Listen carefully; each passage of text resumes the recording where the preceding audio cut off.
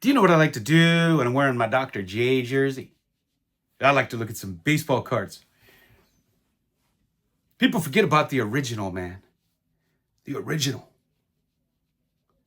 Dr. J, he was a legend, doing things no one ever saw before. People think Michael Jordan was the first one to dunk from the foul line, but it was Dr. J. You know, we get to talking about the GOATs and comparing players from different eras, but I think it's kind of futile because there are people who come along, whether it's music or sports or business, and they change the game. And so people grow up idolizing a person and watching that person and wanting to emulate them. And sometimes those people wouldn't exist if it wasn't for the original. They wouldn't think to do certain things. You know what I mean by that? When Michael Jordan was growing up, Dr. J was his idol. He wanted to emulate the things he did. When LeBron was growing up, Michael Jordan was his idol. We take things and you take your experience there and your knowledge of what you're seeing and you take it to the next level and then to the next level. And every generation has that advantage. You know, Magic Johnson, the player he emulated was Pistol Pete Maravich. He was doing things that were frowned upon. Nobody passed like that. It was actually frowned upon. But Magic Johnson wanted to emulate that. And so that's what he did. Would Magic Johnson have played that same style if it wasn't for Pete Maravich? You know, Dr. J changed the game. I wanted to talk to you today about how do you collect? I got a comment, and you know, I hate typing out these long responses and everything, so I'm going to address it here.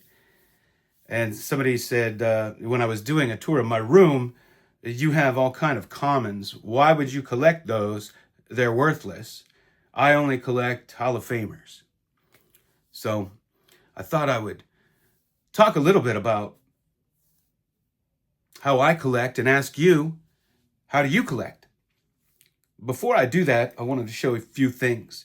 First, I got a new card in, and it's a 1940 play ball Joe Cronin. And the image on this thing is just outstanding. These play balls, you don't see clarity like this on all of them all the time. I thought it was a fabulous example. I showed you guys on my last video these PSA sleeves that are black. And man, these things look fantastic.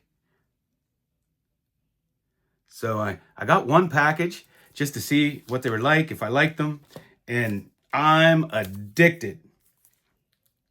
So I had to order some more. I put one on my 1951, one of my 1951 Ted Williams. And, you know, I never liked the look of PSA holders. I call them candy striper holders. You know, they just look like something a little girl would want, and I don't like the look of them. So I was messing around with putting my label over there. It doesn't fit perfectly, but I think it looks pretty good. I mean, PSA holders, they're okay for Pokemon cards, you know. But I don't know. I don't really like the look of them. I've toyed around with breaking all my PSA cards out. But my God, I'd have to spend thousands of dollars on new holders because I have thousands of them. And how long would it take me to crack them all? I'd be working for like a month or two here and there. I'd probably get carpal tunnel from the wrench. And it just seems like a waste of money. So maybe I'll just cover them up. Because, I hate numbers, man. Can't stand them. You know what one of my pet peeves is? A big pet peeve. When you get cards graded, or you buy them graded, and the grading company slabs them with lint inside. I did a video where I cracked out my Jim Palmer rookie card because it had pieces of lint in it that were driving me insane. And every time I looked at it, it bothered me. Do you think they do that intentionally so you have to pay them again to get a new holder? And then even if you pay them again, there's no guarantee the new one won't come back with lint or something, or the card damaged. But I have this, this is from Eddie Stanky's personal collection, a 1951 Bowman. And I don't know if the camera will pick this up, but there is lint all throughout this thing. Look at that nice big one up there. It's just like all throughout here. And, with a card like this, you have to keep it slabbed because that's the provenance. That's the provenance that tells somebody that is Eddie Stanky's collection. Otherwise, somebody just has to take my word for it. Hey, I got a card from Eddie Stanky's collection. Sure you do. So should I have to pay to regrade such a thing? Or reslab it, I should say? When, I see this far too often. Far too often. And I always get these comments, well, that's an old slab. They don't do that anymore. Yes, they do. Silver Jackify just showed recently Paul Skeen's card. The PSA had it all jacked up with lint in it. I saw it through the camera, and I was asking him about it. And he looked at it, and he was like, oh, yeah, man, they put lint in here. It's like, do you take any pride in your work? I don't get it.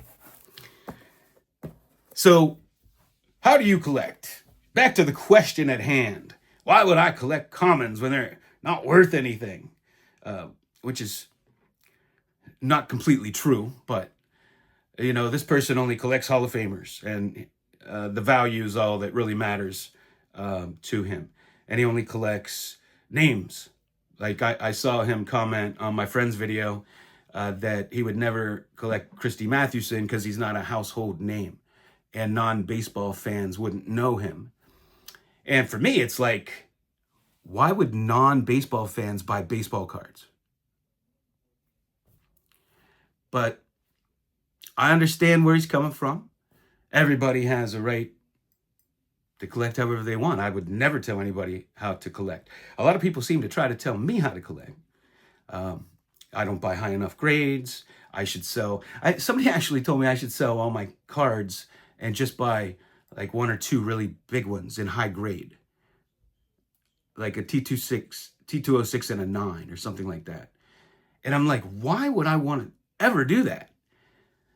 And for me, the last thing I care about is what numbers on my cards.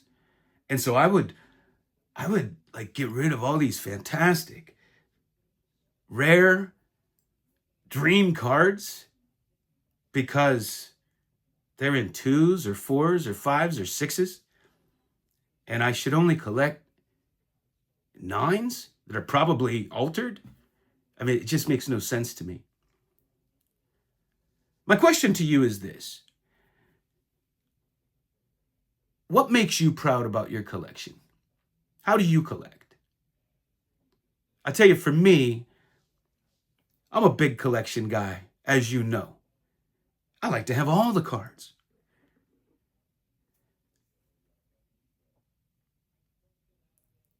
I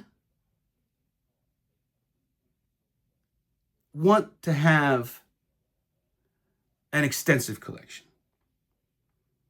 I am proud of having an extensive collection. Every era, every sport. Heck, I got twins here who won the ping pong championship. World ping pong champions.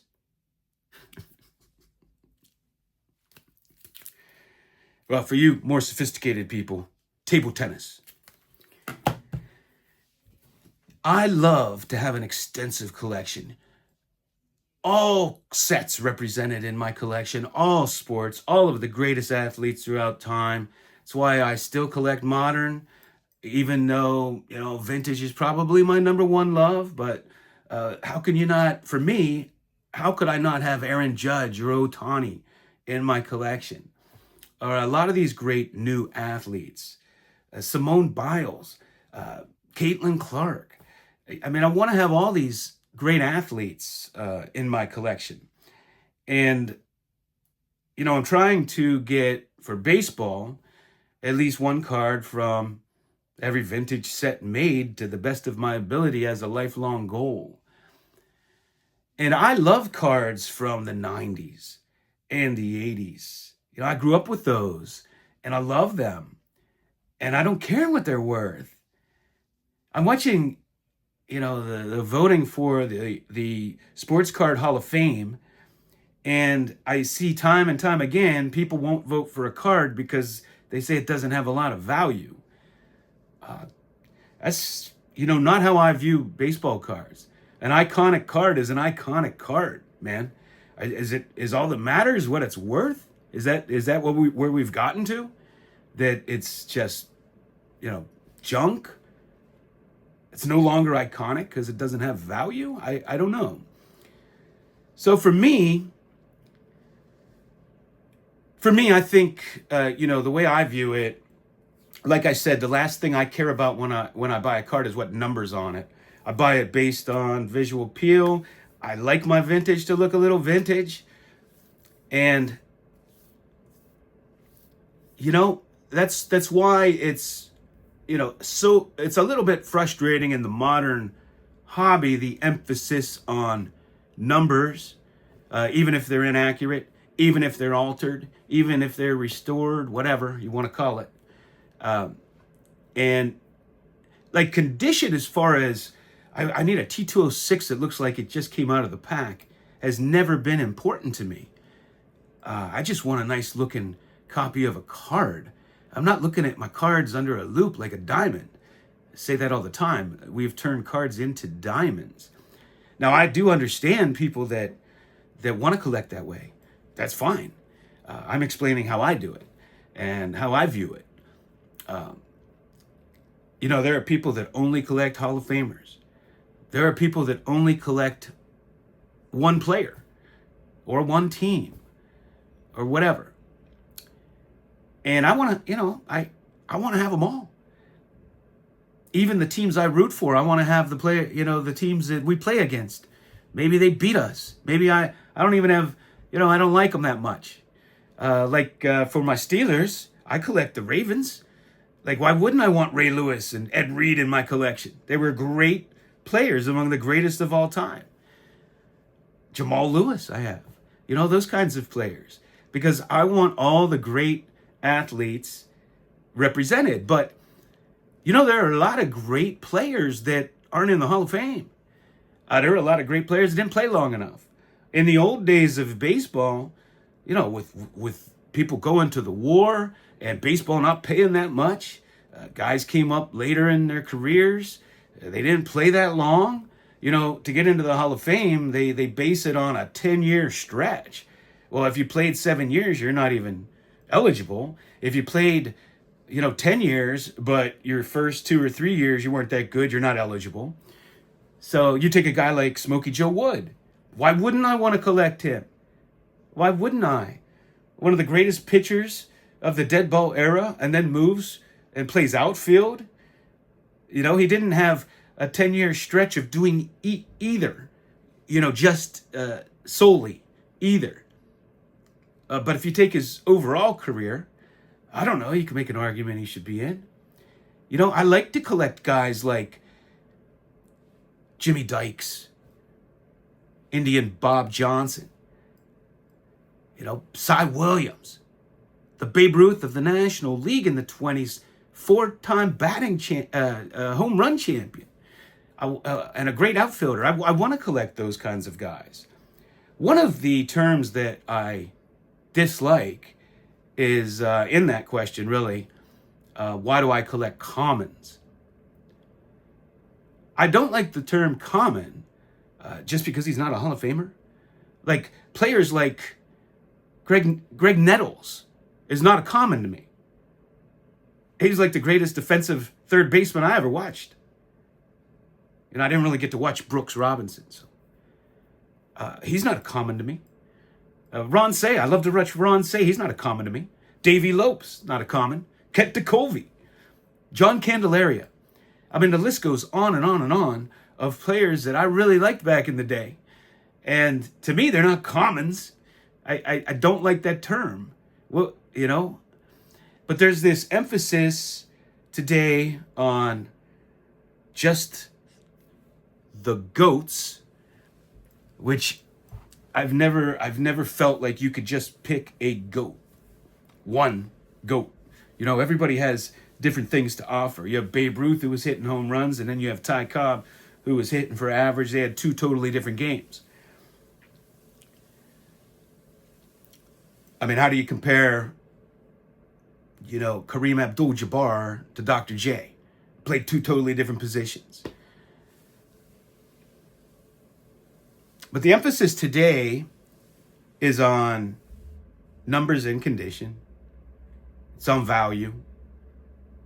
And it's on just collecting the biggest cards in the hobby, what people perceive the biggest cards, and the biggest players.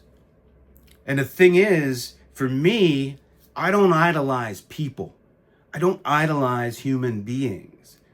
I idolize cards, and I idolize history. And that's what I collect. So, like, player collector, for me, I wouldn't be a player collector. I collect a lot of Roberto Clemente because he was my favorite player growing up, of course. But I would never just have one player in my collection. It's just not for me. I enjoy collecting organically rare cards. Cards that became rare. I don't like to collect things that were meant to be a collector's item to go up in value. Anything, whether it's a gold plate they made of Mark McGwire back in the day, or any of these things that they're almost like Cabbage Patch doll kind of things, where the whole marketing is buy this because it's going to go up in value. I love that cards became organically rare because of whatever reason. People's moms threw them out. They were coupons you could redeem for prizes, so you did that. In the modern era, having 10,000 cards numbered 1 of 5 or 1 of 25 or 38 different colors, it just doesn't do it for me like the organically rare. Now, I have those, and I collect some of those, but there's no way I'm going down that rabbit hole. I won't have $1 to my name left. But that's how I do it. And I want to know how you do it. What's important to you? I know many of you only want 10s, only want, Hall of Famers, only want cards everybody knows. In the YouTube Hall of Fame, there are many fantastic cards that are not in there. The Sports Card Hall of Fame. Many fantastic cards that are not in there. And I'm listening to seasoned collectors, and it's blowing my mind. They just learned about the 68 Topps 3D test recently.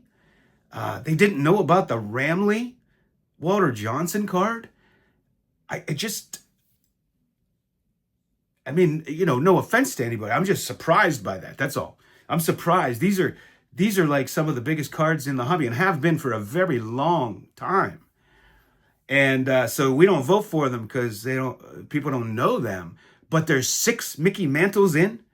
Like before there's a Walter Johnson, because, that's the modern hobby. It's the Mick.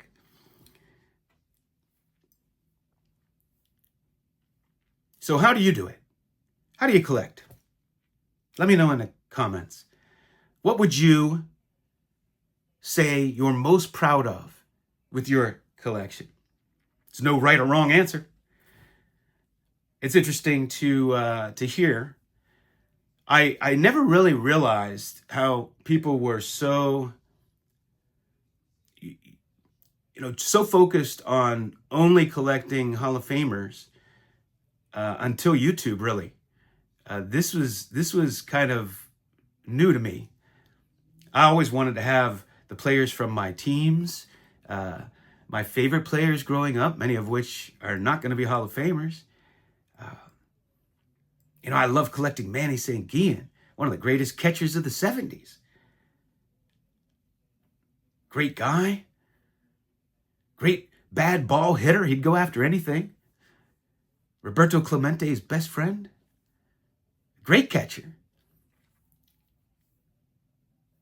He doesn't have to be in the Hall of Fame for me to want to collect them. I remember the magic of Fernando Valenzuela, Fernando Mania, and Mark Fidrich. Those are magical moments. It's like if Ohtani doesn't, make the Hall of Fame, if he quits baseball tomorrow and isn't eligible, I still want to collect them. I still want to collect Pete Rose. I still want to collect Barry Bonds and Roger Clemens. I don't care if they're in the Hall of Fame or not. They were fantastic ball players. But that's how I do it. I'm really, really interested in how you do it. So let me know. Thanks for hanging out. I know I was long-winded this time. I got to go.